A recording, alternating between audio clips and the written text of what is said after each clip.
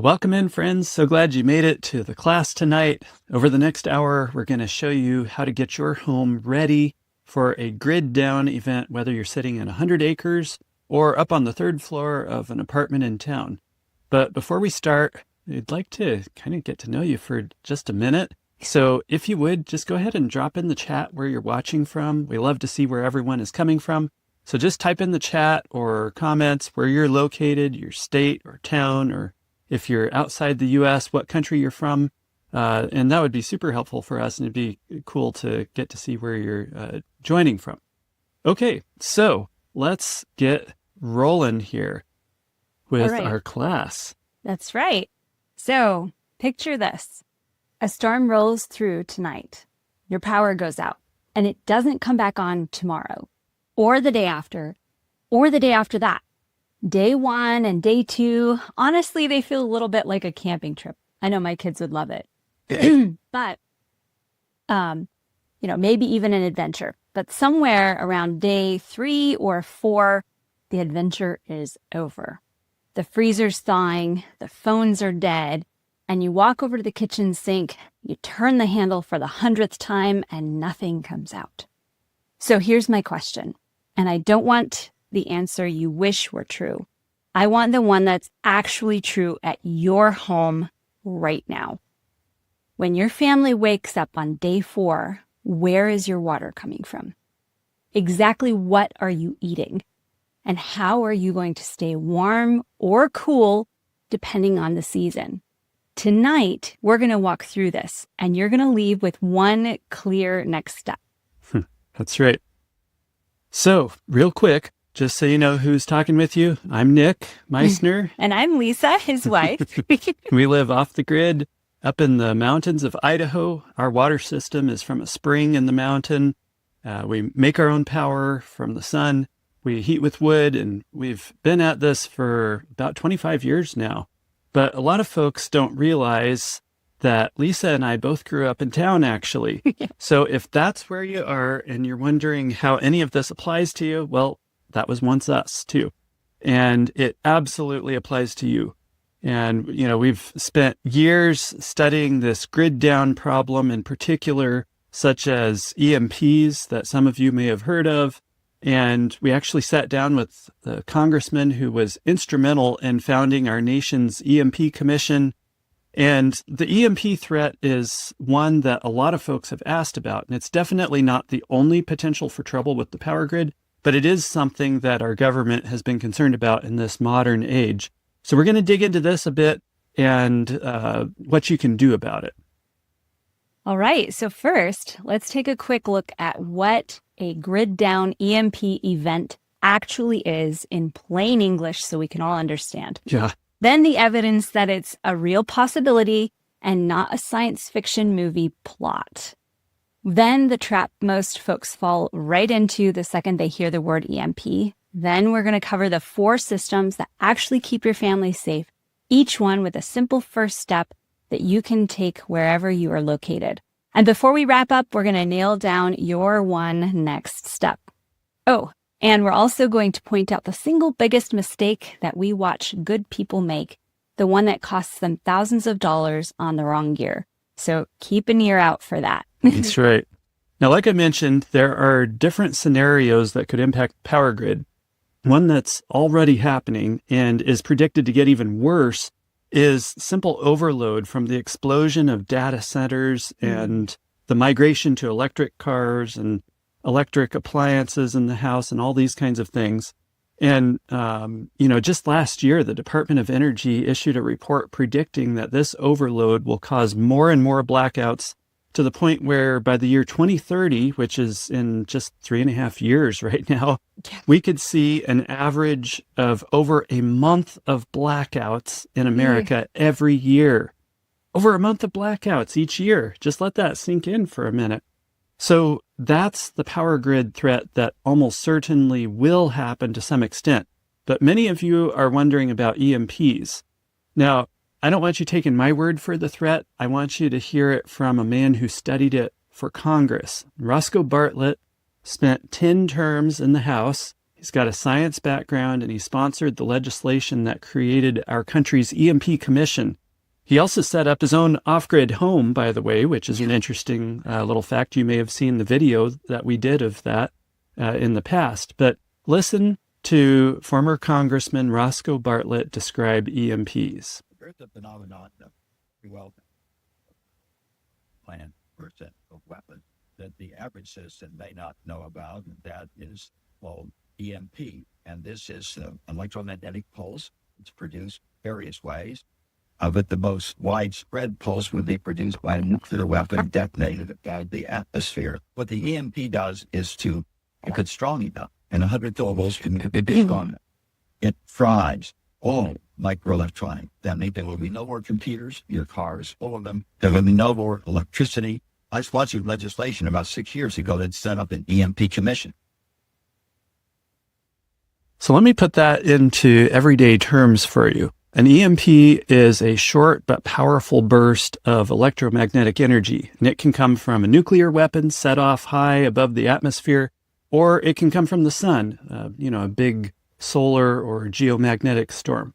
Two different doorways into the same room. The grid could go down, and our delicate modern electronics could get fried. Now, I'm no scientist, so I'm going to keep this simple. There's really three flavors of pulse. When you hear electromagnetic pulse, of the pulse, there's three different flavors, and the difference matters more than you'd think. There's the E1, which is the fast one, and it peaks in as little as 5 nanoseconds. So fast that the surge protectors in your house can't clamp down in time. The E2 is like a nearby lightning strike, and honestly, it's probably the easiest of the three to protect against, except that the problem is that the E1 just came through a split second before the E2, and it may have already taken out the very thing that would have stopped the E2. So that's the challenge with that. But then comes the E3, which is the slow, lower energy one. But it can run for hundreds of seconds. And it's the one that is probably the biggest threat to the power grid itself.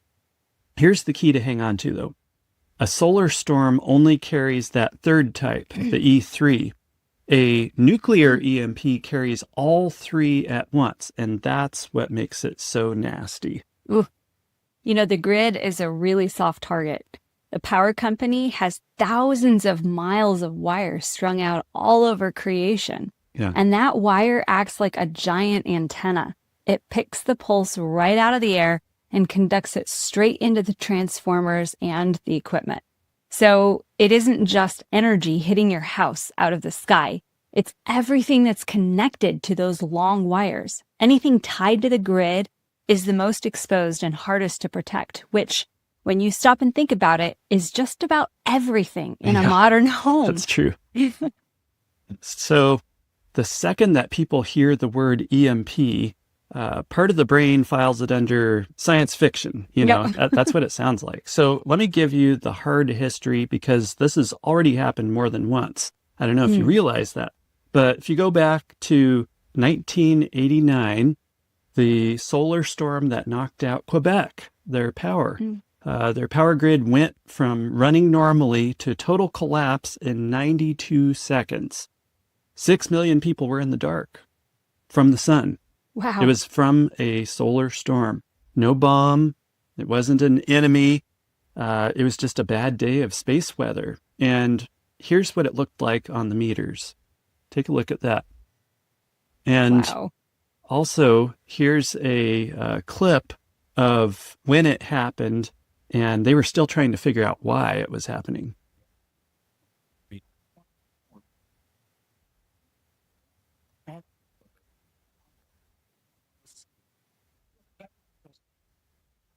It's not sure. Northern.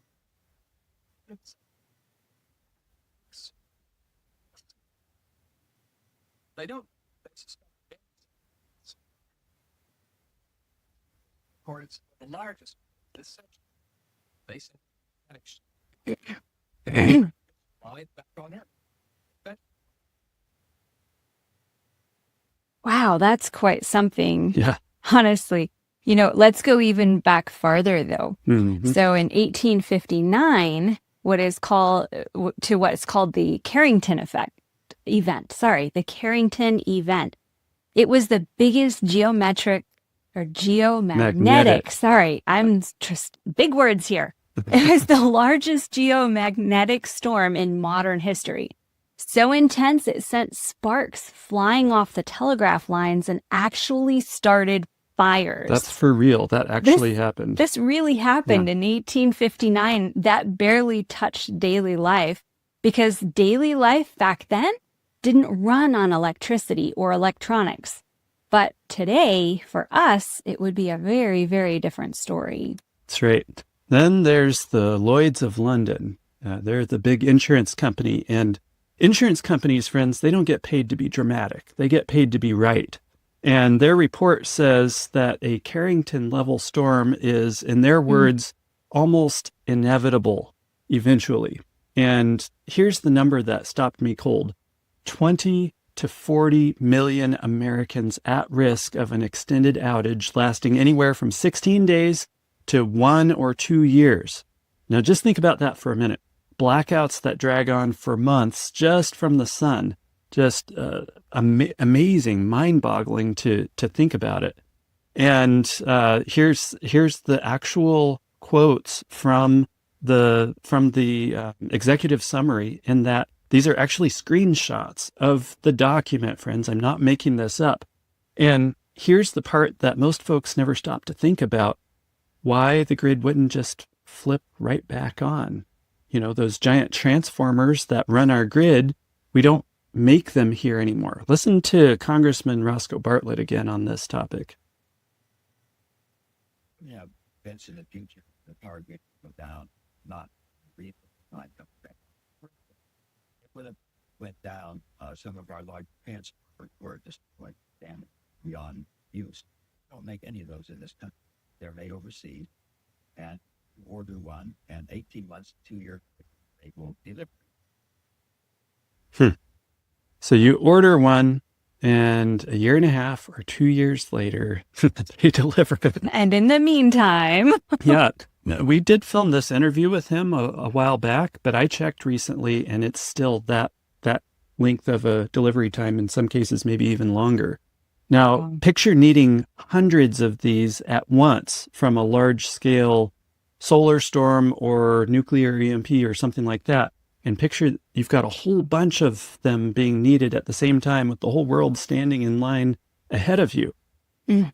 So this is right where the most important shift of the whole night, this really is the most important shift of the whole night, friends. So just think about this for a moment. When most folks hear EMP, they instantly think, I got to protect my stuff, shield my electronics, and harden my solar. And that's not wrong, friends. It's just that that's the smallest part of this problem. Because here's the trap. Even if every single thing that you own survives perfectly, your life still falls apart if the grid is down everywhere else, because we are so dependent on the system for our most basic necessities. There are plenty of folks online that'll sell you the idea that if you just protect your gear, you've got this whole thing solved. But you don't. Let's think this through. Your gear is protected, but the gas stations can't pump gas. The trucks can't go down the road, so the grocery shelves go bare in just a couple of days. In winter, your house will start freezing up. In town, the water pressure drops because the pump needs power. Even in the country, if your power's out, you aren't getting another drop of water out of your well. Having your devices protected from an EMP is great, but it doesn't put food on your family's table. Like we've said before, there's no silver bullet, or I guess I should say no solar bullet, right? That just magically pulls us out of this whole web of dependence that we have all drifted into. And honestly, don't take my word for that one either. Here's what Congressman had to say, who's actually sitting in our cities right now. You need to know that in our large cities, there's about 3 days supply of food. Now, those supermarket shelves may look full, and they are. Because when you're taking it home, they're just stocking the shelves. And if they didn't stock the shelves, just at the rate that you take it off without a panic, all those shelves would be empty in about 3 days. Because the trucks need to keep running, keep those shelves full. What if the test bins run? Wow. So let's get honest about what we truly can't live without. Yeah. We're talking things like water, heat, food, stuff like that. Those are the real basic necessities. Emergency power is not technically a basic necessity of life, but in modern homes, it supports many of them. Like, for instance, your water pressure, your heat, your freezer, your phone, your pumps. So think of power as the enabler. Yeah. On its own, it isn't a necessity, but it's the layer that runs the three things that are necessities. And the real trouble here goes deeper than just gear. Just look at how much we've quietly handed over to the utilities and the corporations, otherwise known as the system, for our next drink of water, our next meal, and for our warmth in January or our coolness in July. Yeah. That's what we start fixing tonight, friends, one system at a time.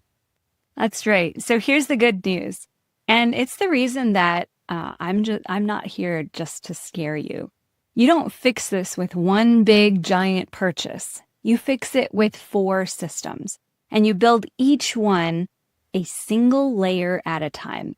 So for each one, we're going to show you the failure point and the simple ladder that we teach, and the first step you can take this very week, whether you're in town or you live out in the country. Now, please, you don't tackle all 4 of these this week. You find your weakest one, and that's where you start. So water is the first domino. When it's flowing, life feels pretty normal. But when it's gone, everything else just collapses. And I mean, it collapses in a hurry. You can go a long time without a lot of things, but you can't go very long without clean water. And here's the failure point. In town, your water runs on a utility that needs power to purify the water and to pump it up to a tower.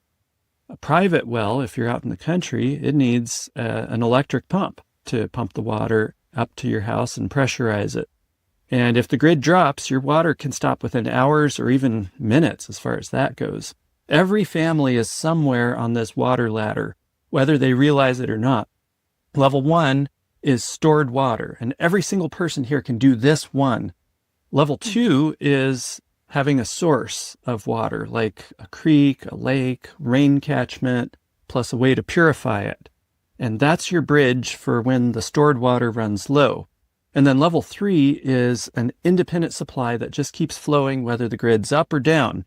Real water security is layered, friends. It's layered like this where there's redundancy. Storage plus a way to purify plus a source. And if one of them breaks, the others help to carry you through. All right. So here's your number. And honestly, it's way more important than your credit score. That's for sure. So plan on 1 gallon per person per day at the bare minimum. 2 obviously is better once you start adding things like hygiene. Your minimum storage goal is 14 days.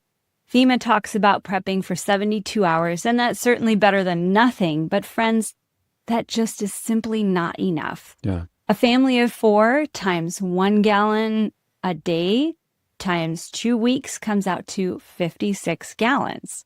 Now, to make questionable water safe, you climb up the purification ladder. First, boiling is your back against the wall method. Boil for at least 1 minute unless you're at higher altitudes like 5,000 feet, in which case you'd want to boil for at least 3 minutes. Bleach would be your fallback if you don't have the ability to boil your water. You would just use about 40 drops or a half a teaspoon of plain, unscented bleach per 5 gallons of water. And be sure it's unscented, please. But that's only if you literally have no other options. Far better would be to get a good water filter. We like Berkey's and Alexa Pure, is that what it's called? Mm-hmm. They seem to be a good replacement for Berkey's since they're getting harder and harder to find recently. Yeah, that's right. So your first step this week is an easy one. Calculate your number, your water number that Lisa was just talking about, write it down, and then fill the gap on your water storage at your very next grocery run. Flats of bottled water are absolutely fine to start with, but 5-gallon water dispenser jugs are also a great option, and you can store quite a few of those with limited floor space using a rack. You may also have some hidden water in your home that you haven't thought of before. For instance, 30 to 50 gallons could be sitting in your water heater, just ready to drain out during an emergency. And if you have a heads up in advance, I know we don't always have a heads up, but if you do, you can fill your bathtub. And you can even pick up for like $30 something called a water bob, which is basically a heavy-duty plastic liner for your tub where you can fill it up with water and it keeps the water clean, where you could potentially even drink it. And then beyond that, rain catchment is one of my favorites for folks that are without a well. In town, this may be your only sustainable source of water, so just make sure that you've got plenty of storage capacity. If you're on acreage, your level 3 is going to be a hand pump right on your well. Simple pump or bison hand pumps, both of those can reach down to, close to 300 feet or so, static water level, and it installs right alongside your electric pump. Now realize, we just breezed through very quickly some stuff there because we don't have a lot of time to spend on that. We've got other material out there on this, and in the academy, we've got entire courses on things like the hand pumps and all of that. So I just want to recognize that there's a little more to it than just what I mentioned there, but that is one thing that you can shoot for. If that is your next step, then go for it. And it's entirely doable, friends. That's right. Okay, so let's talk about heat. Cold doesn't really feel like an emergency right up until it actually becomes one. So when the power grid goes out during freezing weather, the real danger goes way past being just uncomfortable. It really is deadly. So many people die every year from power outages that happen during the winter. So it's really a surprising fact. Even a gas furnace, unfortunately, needs electricity to run the blower and the controls. So no power, again, you still have no heat. So the question is, can your family stay warm tonight without the grid? So we teach what is called the heat ladder, which is 3 different levels. So level 1 is personal warmth, staying safe through the night with what you've already got. Things like blankets, warm clothes, sleeping bags, stuff like that. Level 2 is room heat. You can turn one room in your home into a safe zone. Then level 3 is a whole home heat option that doesn't lean on the grid, and you climb it in that order. And your best no power heater on night 1 will cost you nothing. It's as simple as shrinking the space, cutting down the air volume around your body. Even something as simple as a hat is a huge heat saver. Build a blanket fort to sleep in. Your kids will have a blast. Ours sure do. Yes. Whatever you can do to keep the small space heated with your body heat. So your first step this week is level 1. I know it's summertime, but be prepared to build a sleep sanctuary for each person. A good sleeping bag, base layers, warm socks, a hat, some insulation underneath the body, stuff like that. And then pick one room that you can keep warm and get yourself one indoor rated backup heater. A Mr. Heater Buddy is a great place to start. Just be sure that whatever you use is rated for indoor use and you use it according to the instructions. Now, if you're out on acreage, there's really no good reason why a home like yours shouldn't have at least one quality wood stove. It really is, even if you don't use it, just have it there. Figure 3 to 4 cords a winter, depending on your location, maybe more if it's colder, less if you're in a warmer location. But like I said, you don't even have to use it as your primary heater. Just have it ready to go. And, while we're on this topic of heat, since it's summertime, you're probably thinking about how to stay cool during a power outage. So let's talk about that for a minute. That's right. We've talked a lot about staying warm in winter, but a summer outage during a heat wave can be just as dangerous, especially for the older folks. The good news is you don't need to air condition the whole house. First, block the heat before it gets in by closing the blinds and curtains on the sunny side of your home, and crack windows at night to flush the cool air through. Basements are also a huge perk since they stay cooler naturally. Mm-hmm. Second, cool your own body. A wet towel on the back of the neck, a spray bottle, plenty of water. Third, move the air. A battery-powered fan or a regular fan run off a power station can make a huge difference. Mm-hmm. And if you need more, you can run one small window AC in a single room off of a power station topped up by a small generator, and cool just that one room while your family rides out the worst of it. You don't have to beat the whole heat wave. You just have to keep one room cool. That's right. Now for food. We already named the failure point, which is the grocery store, Yeah. and it's 3 days or less of food. 100 years ago, your great-grandmother didn't prep. She just lived prepared because she had no choice. Jars on the wall, root cellar full, enough margin for a bad harvest and a neighbor in need. But today, we're sitting one disruption away from bare shelves. So the question here is really two parts. If something hits this week, how long could your family eat on what's in your house right now? And then second, could you even cook it without the grid? Yeah. So here's your ladder. 2 weeks, and then 30 days, and then 90, and then 6 to 12 months. Just working your way up a little bit at a time. And the rule is simple. Don't skip rungs. Just take it one step at a time. It's really tempting to aim for something big. Start small, and it'll serve you well. And the best road to a 1-year pantry is a 2-week plan that you actually follow through on.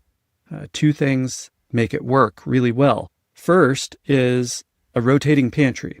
And what I mean by that is summed up in this little quote: store what you eat and eat what you store. So don't just buy a bunch of emergency food. As much as possible, build your pantry up with things that you actually eat. That way it's not wasted, and you just eat it later on and replace it with fresh food. Second is a simple menu, because if your pantry isn't rotating, it's just a museum of expiration dates. And if you don't have a menu, you're just guessing, and guessing gets expensive in a hurry. So those 2 things really help to make it successful. So your first step this week is to write down the meals that your family actually ate last week. The mac and cheese, the bean and rice burritos, not the fancy gourmet stuff that you wish you would eat. I know, I've done this, and I wrote down all of those, and I did it the hard way. So circle the most shelf-stable meals, and then do one $50 to $100 grocery run, doubling up a week of it each time that you go to get 2 weeks of groceries. So you're starting with the 1 week menu, Yes. and then doubling it up. And then doubling it up. 2 weeks. Yes. Okay. So that right there is where you start getting some momentum. And make sure that you have one way that you can cook your food without power. A lot of people have a lot of great food in their pantry, but then when the power goes out, they can't cook it. So get yourself a little Coleman camp stove or an MSR Pocket Rocket or whatever, because if you can't cook when the power's out, a pantry full of staples isn't going to do you a whole lot of good. And one thing I might mention here is even a propane stove that you have installed in your house, even if you have a propane or gas stove, it's probably still has a little plug that plugs into the electrical outlet because it's using electricity for certain things. You might be able to still use the top without power if you were to use matches to light it, because it's probably got that little electronic ignition thing. That won't work, but you might still be able to use the top with matches. But the oven is almost certainly not going to work. There's very few ovens out there that work without electricity. That's right. All right, that leads us to power. Yeah, the second the power goes out, your freezer turns into a countdown clock. And this is the intersection of power and food. So keep it full, keep that freezer full, and only open it once a day. If you've got backup power, even running that freezer just a few hours a day can help a lot to keep it going. And that's, like I said, that's the intersection between food and power. So notice, though, that we've put power dead last on purpose because power sits underneath the other three. It's the layer that runs them. When the lights actually go out, you either own your power or you don't have any. And here's the core principle that'll save you thousands of dollars. You do not need to power your whole house during an outage, friends. You need to power what keeps your family safe, sane, and functional. And that's it. If you're trying to run the whole house like nothing ever happened, friends, that's a $25,000 or $50,000 conversation. And it's a great option. You can totally do that if you want to put that into it. And they're beautiful, sweet systems.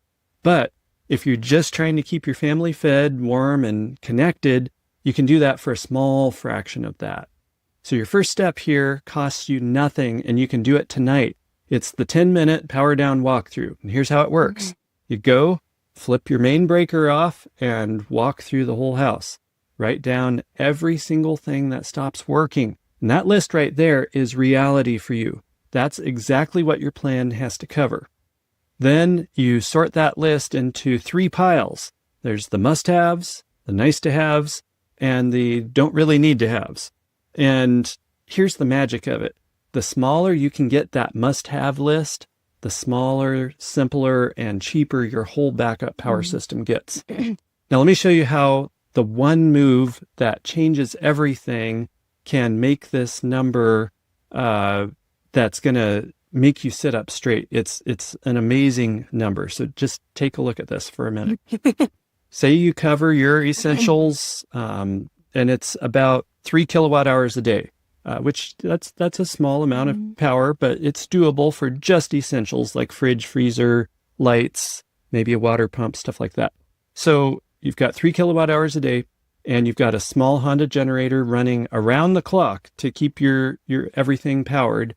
2 weeks of fuel for that is roughly 170 gallons of gas, and that's a real problem. Yeah. But add one portable power station, let's say an EcoFlow Delta Pro, and now that battery becomes a teammate for your generator. The power station runs your essentials all day long, silently, with no fumes.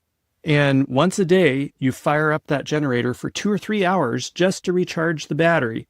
And during that same 2 weeks, you go from 170 gallons of gas down to, guess how many?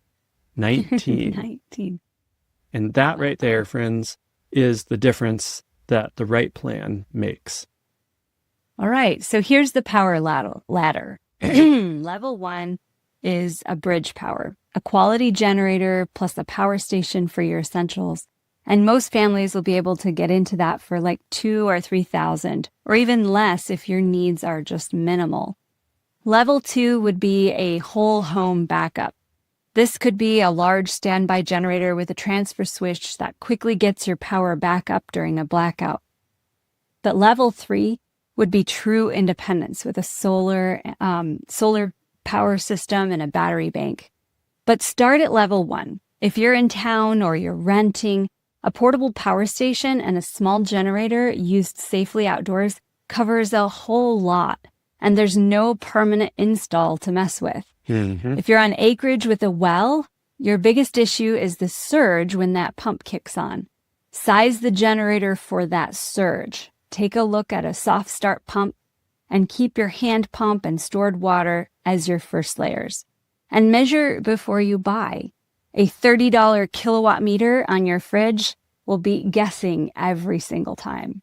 Now, I know that's a lot of details. Once again, just like we were talking about with water, we're trying to pack as much as we can in here.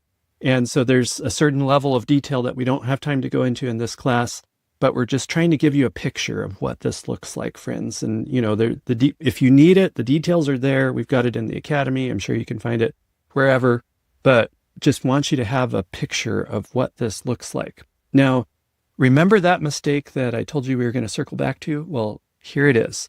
The most expensive gear you will ever buy is the wrong gear. The undersized generator, the filter that breaks when you need it or won't work with your water, the battery pack that can't run when you actually need it.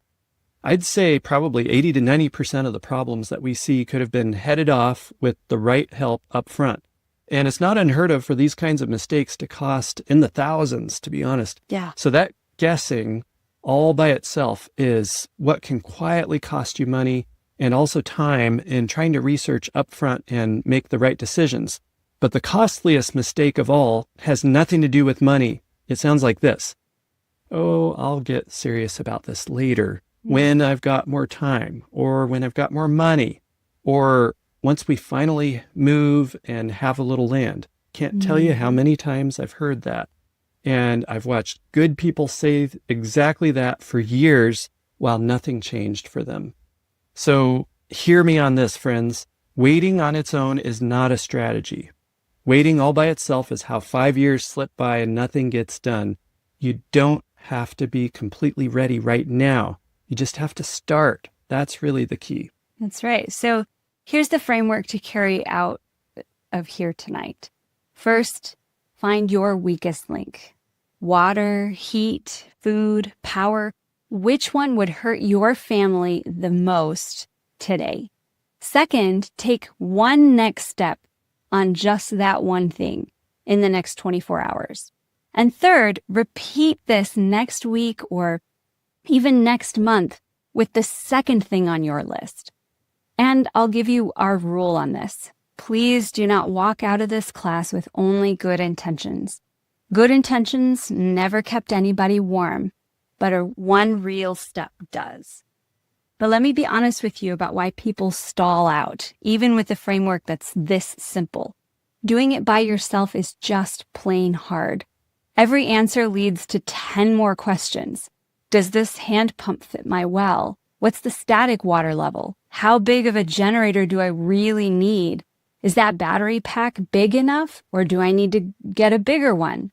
As you go and research it, you'll get buried. You close the laptop and then another year slips by, and getting stuck is expensive. You can end up with the wrong gear, like an undersized or even an oversized system. But most of all, there's putting it off. And that right there is exactly why we built the Ready Life Academy to solve. So the Ready Life Academy is the place where you stop guessing and you start building a real plan for your own situation. This isn't about handing you a giant content library to wade through and never finish. Remember that framework from tonight that we were talking about? To find your weak link and take one step? Well, when you come into the Academy, that is the very first thing that we do with you for your real home. You're going to start off in the Academy by taking the Your Next Step assessment to pinpoint your exact weakest link. And next, you're going to hop over to our emergency courses and find the one that you're most in need of, the one that was identified in the assessment as being the one that you need the most help with. And it's going to help you identify what your next step is and give you the details that you need to be working on that next step. And then you can hop into our weekly live coaching calls, or you can post in the Ask the Community area to get help for your specific situation so that you're able to finish that step. And when you're ready to move on to the next step, it's all there waiting for you. So because you showed up here tonight, friends, I want to make it easy for you to take that step. The Academy annual subscription is normally $490 a year. But for everybody here from this class, it's only $297 a year for the assessment, the courses, the weekly live coaching calls, the personal help, and the community. And this class special price is only good for a limited time, and then it goes back to regular. But just go to thereadylife.com/join. The link's in the chat, and it's in the description also on your screen. So go ahead and grab your spot while we finish up, and you'll be able to hop on our next Zoom call next week to help you work through your questions. And by the way, there's a full 30-day money-back guarantee, because that's how confident we are that you're going to get the help you need inside the Academy. And, if you're at the stage where you're ready to get into more advanced stuff like the hand pumps or the off-grid solar power system or things like this, we have all the details there. But I just want you to realize that even if you're just getting started and you're in town, it's built for you too, friends. It's all about getting you to your next step, whatever that next step is. So just visit thereadylife.com/join or click on the link in the chat or in the description. And I'm going to stick around here for a bit, and we'll discuss a few questions that pop up. But if you're thinking about joining the Academy and there's a little voice inside of you that just said, oh, I'm not ready yet, friends, that is exactly who this was built for. You don't join because you're already ready. You join so that you don't have to do this thing all alone. So start right where you are, friends, and we'll meet you there. So anyhow, let's take some questions. And if you've already posted in the chat and we haven't gotten to it yet, please repost it, and we'll try and get you some help there in the chat. But I'm going to take a look at a few questions here. Lisa and I will take a look at a few questions that often pop up. One is about like apartments and renting. I'm in an apartment, or I'm renting a house, that kind of thing. What can I do any of this? And my question for that would be absolutely yes. You can start wherever you are with the basics. Remember, we were talking about a step-by-step progression. So you can start with water, having 2 weeks of water wherever you are. Food. You can have a well-stocked pantry wherever you are. You don't have to have an enormous amount of space to have a couple of weeks of food for your family on hand. It doesn't take that much space. I know in your mind, you might picture it as taking a lot, but it doesn't. Even a battery pack or portable power station, that is something that can be done wherever you are. And a warm room and a non-electric indoor rated heater. All of these things are things that you can do. So yes, you can start doing this wherever you are. And then beyond that, you can start planning for what your next step is beyond that location, because you may find that your location where you are right now is very limiting and that you need to have a little bit of elbow room. And we're happy to help you making that transition. So. That's right. All right. So another question, how much water is enough? Well, like we talked about in the class, 1 to 2 gallons per person per day. And starting out with at least 2 weeks is, ideal. If you, for whatever reason, couldn't do that, it's not even that expensive and doesn't take a tremendous amount of space. But if for whatever reason you couldn't, do the best you can. 1 week is certainly better than nothing. And as far as how many gallons per person per day, 1 gallon per person per day is like the bare minimum for like drinking and maybe cooking. But it's better if you have more, because then you got a little leeway for some hygiene, brushing teeth, stuff like that. Or when your extended family shows up and now your 2 weeks of water is actually 1 week of water, stuff like that. So. Okay. So generator alone, or should I add a battery? So I would, if your budget can afford it, it's going to be tremendously helpful to do the generator and the battery.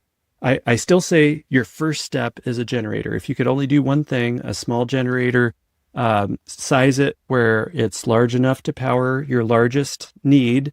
For some of you, that's going to be a well pump, and that could take a larger generator than what I'm having in mind. But for a lot of people, just running the fridge, freezer, some lights, things like that, a 2,500, 3,000 watt generator, somewhere in that range, is probably going to be fine.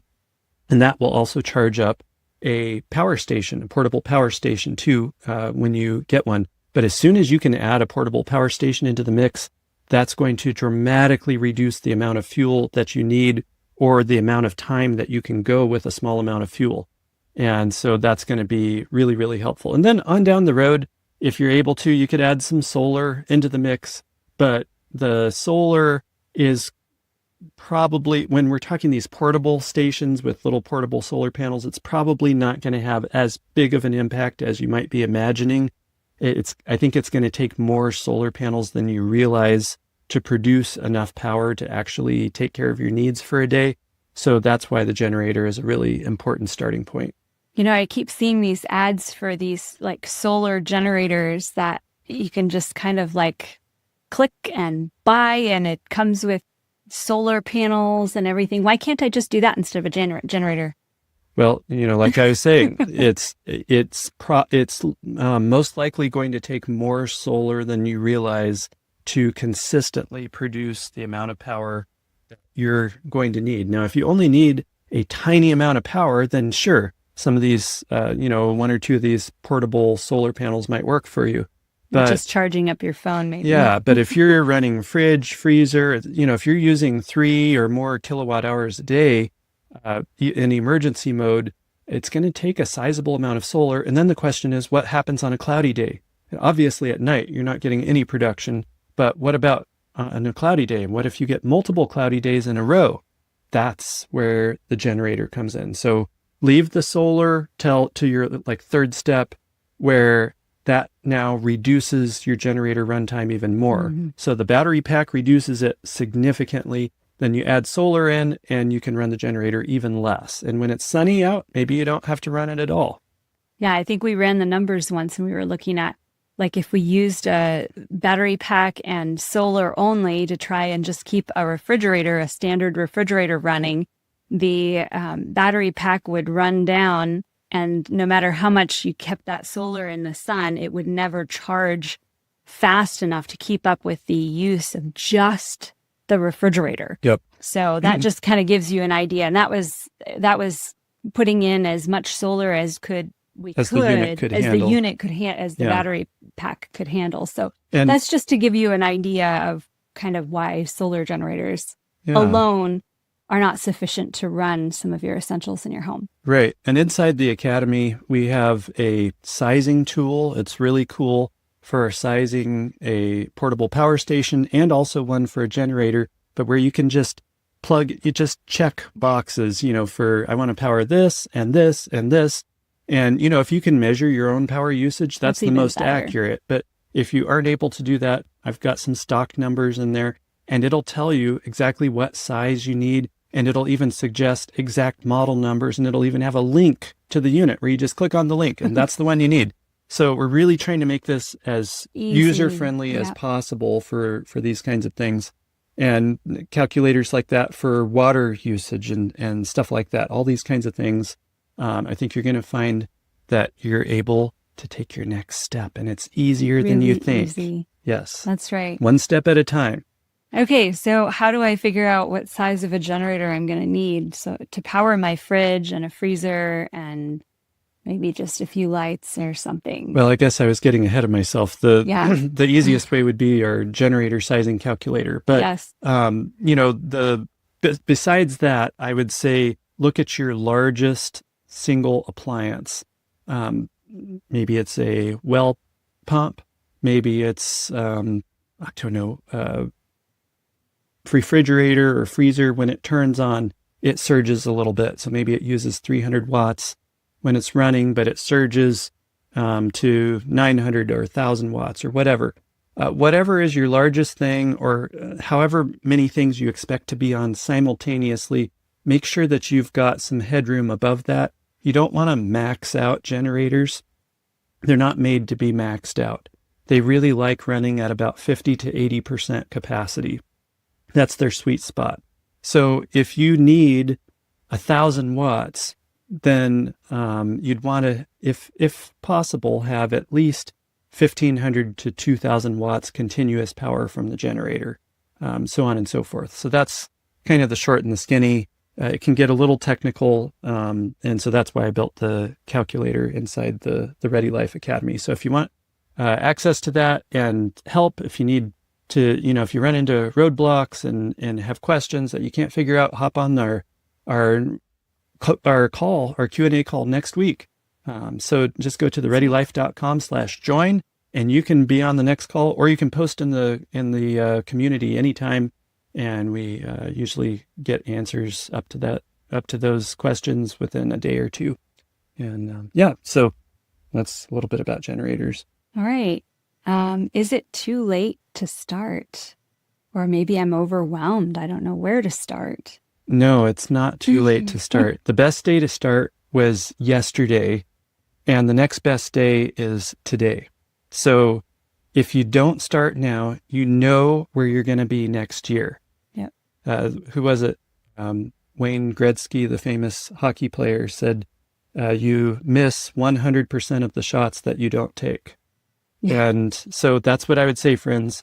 If you assume that it's too late, then yes, it is too late for you. But if you go ahead and there's stuff that you can do today, friends, and your family will be so much better off if something happens tomorrow by what you did today. So no, it's not too late to start, would be my answer for Well, I that. hope you've been inspired and encouraged and motivated.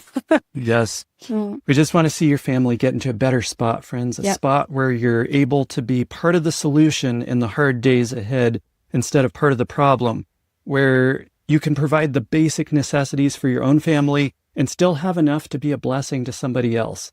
And that's really what this is all about. Yes. So don't let tonight be one more night where you felt that concern and you didn't do a thing about it. Take your next step. Grab the class special while you can, if that's something that you think would help you, and do the best you can and leave the rest in God's hands. That's what I would leave you with. Do the best you can and leave the rest in God's hands. So thanks for joining, friends. Have a great evening. We'll see you.